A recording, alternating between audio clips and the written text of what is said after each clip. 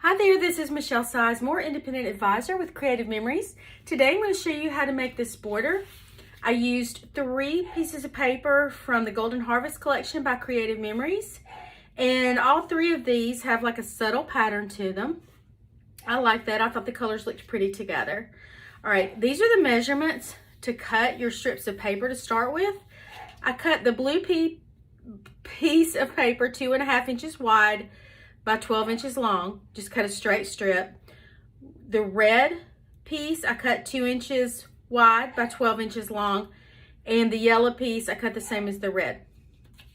Now I'll tell you, I got this idea from a sketch that Creative Memories did on a virtual crop, and when I looked at the sketch, it didn't really have instructions. I was like, oh, I'll make that, and then I went to make it and I made it entirely too hard.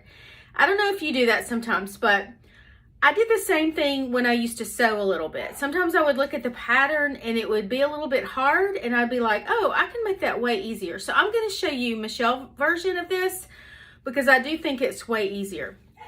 I'm going to set this aside and cut my strips of paper. This is the 12-inch trimmer from Creative Memories. I'm going to open up the arm, make sure the little foot right here is flipped up, well, flipped out, and that makes it stay straight all the way across and level. My first piece of paper is this blue, and it's supposed to be 2.5 inches wide. So I'm going to line it up at the 2.5 inch mark. I'm going to take my pencil. It's going to be like right there. And then make sure it's straight all the way down. You've got these great lines to go by to make sure it's straight, and it is. And I'm going to cut. And then I'll cut these 2 inches wide. The yellow, line it up at the 2 inch, make sure it's straight all the way down, hold it, and cut. And then the red will be 2 inches, also straight all the way down on the line, and cut. Okay, that didn't cut all the way because I let up a little. So I'm just gonna take my scissors and finish that off. There's nothing wrong with the trimmer, it's just that I let up at the end because I got too quick. Okay, now this paper it's like a really, I've got it bent a little bit, so I'll put my border on the bent. Well, it's all kinds of bent because I've been using it a lot. But this is a subtle pattern that goes with the Golden Harvest collection. I like to use subtle patterns like that for backgrounds a lot. It looks like a little bit of a linen colored burlap kind of. So the border will go over here on the left hand side, and it's going to be with these colors. So I'm going to show you what to do first. All right, I'm going to cut my strip of blue. Now it has to be cut at an angle. So you want to draw a pencil line at the bottom at the 1 inch mark. And that way I can erase it later if I use a pencil. Now this is a tiny bit tricky, but it's not hard. First thing you want to do, let me show you this. This rubber mat right here has 2 rows of dotted lines. We're going to be working on the left-hand side dotted line right here. That's where your blade comes down. So always think about that left-hand side dotted line. And let me tell you, if you find after you've used it a lot that this starts fading and you can barely see the line, that means it's time to flip your thing over, because you get 4 uses out of this. You get 4 dotted lines on here. So let's use this one. The one I had was fine, but I'm just showing you how to flip it. Okay. Now, remember I put my mark down here at the 1 inch mark line, at the 1 inch line. So that needs to be level, or like the 1 inch line needs to be on this left hand side dotted line at the bottom.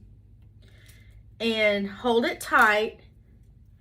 And then your top right corner needs to be up here at the left hand dotted line.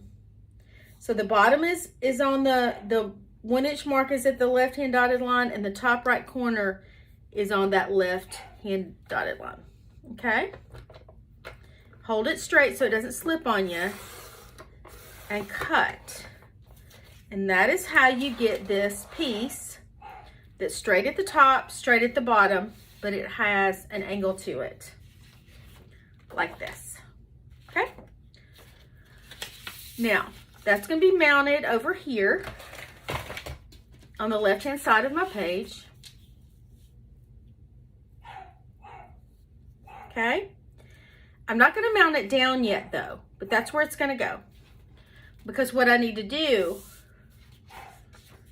is get my other pieces of paper here. So I just line this up. I'm going to let it extend out past my page because I'm going to cut the excess off later when I'm done from the back. And trust me, that is the easiest way after all the messing around I did with this. And then this red one is going to be the bottom. And so I'm just going to mess with it and piece it like kind of how I want it. It needs to hang over down here all the way. All of it needs to hang down. So, you know, you kind of want them to meet in the middle. It doesn't have to be exact. You know, it can be a little higher or lower, but it's fine. Then we're going to put this back here and see what it looks like. Now, to me, it would help me. I'm going to use this file folder to put something to kind of cover up the left-hand side, because what's going to be cut off, to give me a little better idea of what it's going to look like. Now, you don't want it to stick out where there's background showing there, so it needs to kind of scooch in.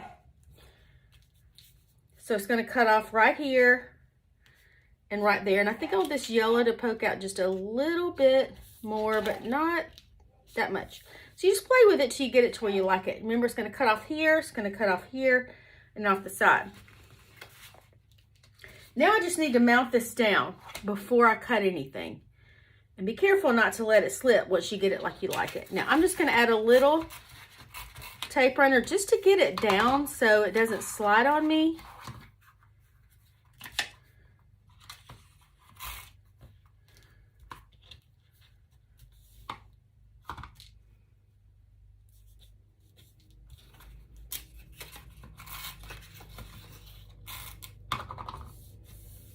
Okay, I'm going to lift up down here. Just kind of put some dabs of tape runner. And I know I need some more tape runner here because I didn't really get under the red at the top. So I'm just going to add some more tape runner. I can always go back and add more as I need to. Maybe add a little at the bottom. Okay, and that's all you do to get things mounted. And then you just take your scissors, and I love using these Creative Memory scissors because they're so perfect for scrapbooking.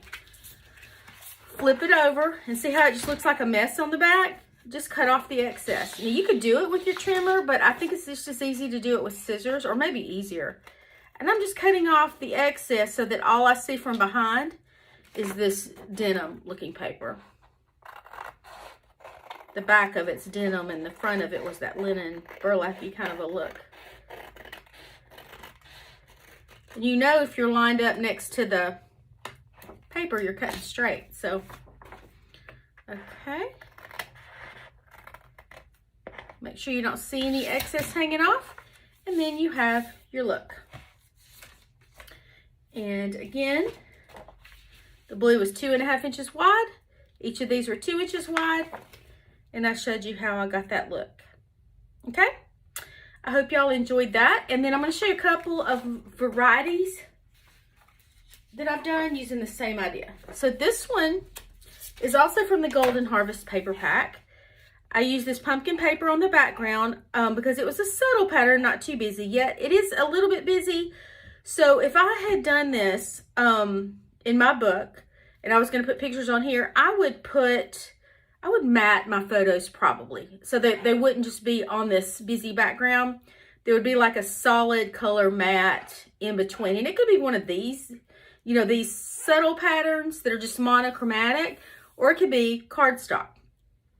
And then I would probably do like a mirror image, you know, and have two side by sides. And I like to do things as 2-page spreads. So you would add your photos here and here, and probably put a little journal box down here, maybe something decorative up here. So that was another variety using that idea. And here's another one. Now this is exactly the same as the one I created for you, except I used a lined piece of paper that comes with that collection. It's just a subtle background. And then I cut this 1.5 inches instead of 2.5 inches so that it's a skinnier border. And I almost think I like this better because it would give me more room for pictures. I still cut these 2 inches, but since so much of it was tucked up underneath, I cut off a lot of it. And then whatever you cut off, just save and use for other projects. I hope y'all found that to be pretty easy. I think once I messed with it for an hour, I found the easiest way I knew how to do it. And I like it. It's a little bit different and unique. So hope you enjoyed it. And I hope y'all have a great day.